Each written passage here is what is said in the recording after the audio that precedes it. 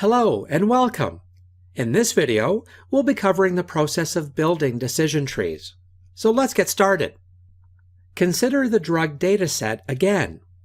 The question is, how do we build a decision tree based on that dataset? Decision trees are built using recursive partitioning to classify the data. Let's say we have 14 patients in our dataset.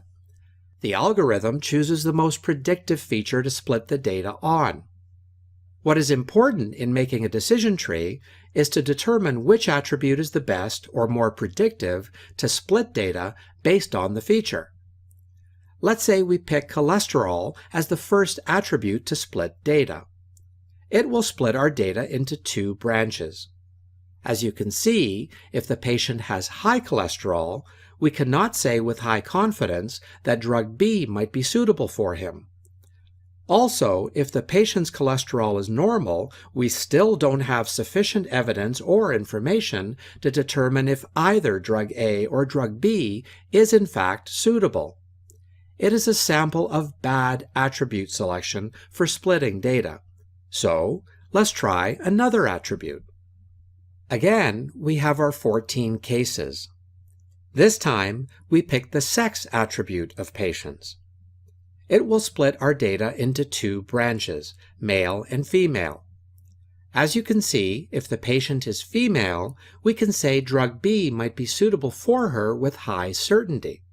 But if the patient is male, we don't have sufficient evidence or information to determine if drug A or drug B is suitable.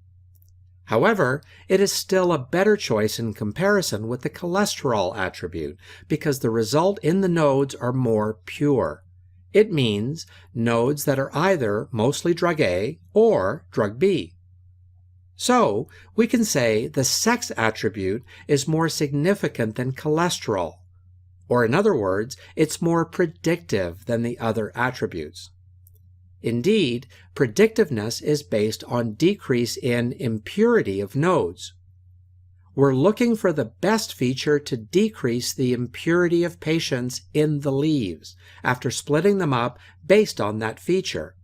So, the sex feature is a good candidate in the following case because it almost found the pure patients.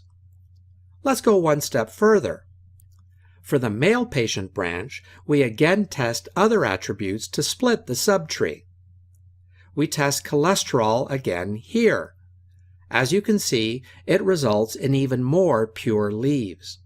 So we can easily make a decision here.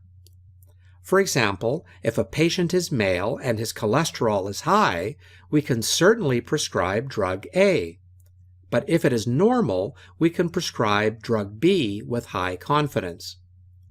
As you might notice, the choice of attribute to split data is very important, and it is all about purity of the leaves after the split. A node in the tree is considered pure if, in 100% of the cases, the nodes fall into a specific category of the target field. In fact, the method uses recursive partitioning to split the training records into segments by minimizing the impurity at each step. Impurity of nodes is calculated by entropy of data in the node. So, what is entropy? Entropy is the amount of information disorder, or the amount of randomness in the data.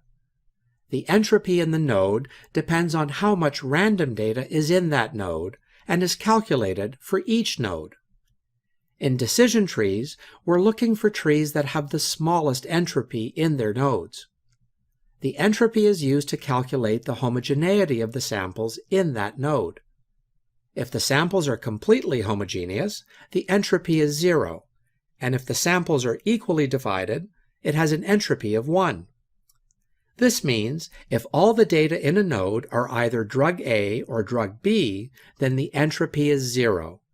But if half of the data are drug A and other half are B, then the entropy is 1. You can easily calculate the entropy of a node using the frequency table of the attribute through the entropy formula, where P is for the proportion or ratio of a category, such as drug A or B. Please remember, though, that you don't have to calculate these, as it's easily calculated by the libraries or packages that you use. As an example, let's calculate the entropy of the dataset before splitting it. We have 9 occurrences of drug B and 5 of drug A. You can embed these numbers into the entropy formula to calculate the impurity of the target attribute before splitting it. In this case, it is 0.94. So, what is entropy after splitting? Now we can test different attributes to find the one with the most predictiveness, which results in 2 more pure branches.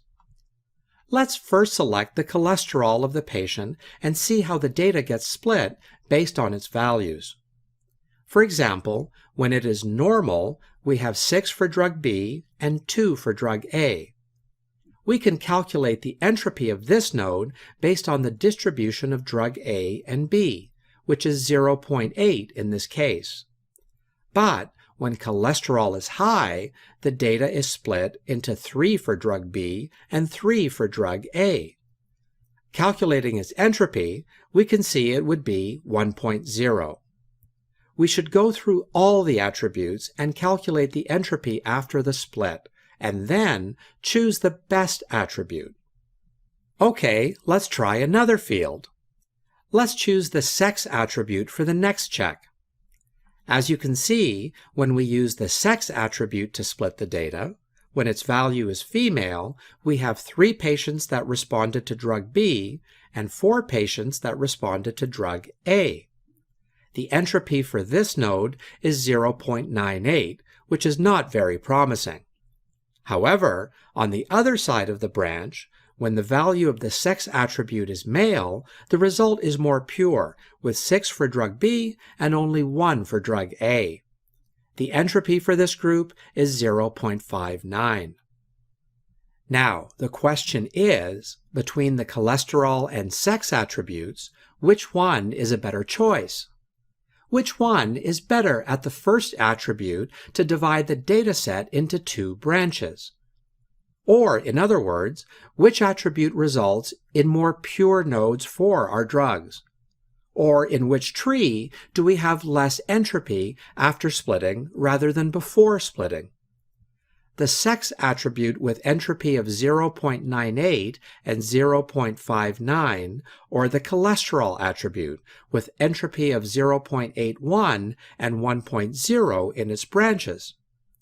The answer is the tree with the higher information gain after splitting. So, what is information gain? Information gain is the information that can increase the level of certainty after splitting. It is the entropy of a tree before the split minus the weighted entropy after the split by an attribute. We can think of information gain and entropy as opposites. As entropy, or the amount of randomness, decreases, the information gain, or amount of certainty, increases, and vice versa. So, constructing a decision tree is all about finding attributes that return the highest information gain. Let's see how information gain is calculated for the sex attribute. As mentioned, the information gain is the entropy of the tree before the split minus the weighted entropy after the split. The entropy of the tree before the split is 0.94. The portion of female patients is 7 out of 14, and its entropy is 0.985. Also, the portion of men is 7 out of 14, and the entropy of the male node is 0.592.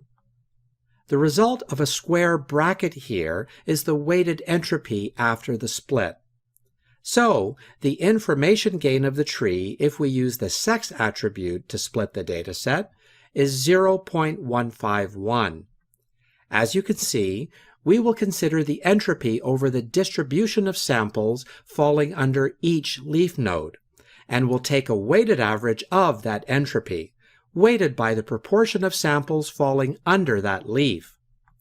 We can calculate the information gain of the tree if we use cholesterol as well. It is 0.48. Now, the question is, which attribute is more suitable? Well, as mentioned, the tree with the higher information gain after splitting. This means the sex attribute. So, we select the sex attribute as the first splitter. Now, what is the next attribute after branching by the sex attribute? Well, as you can guess, we should repeat the process for each branch and test each of the other attributes to continue to reach the most pure leaves. This is the way you build a decision tree. Thanks for watching.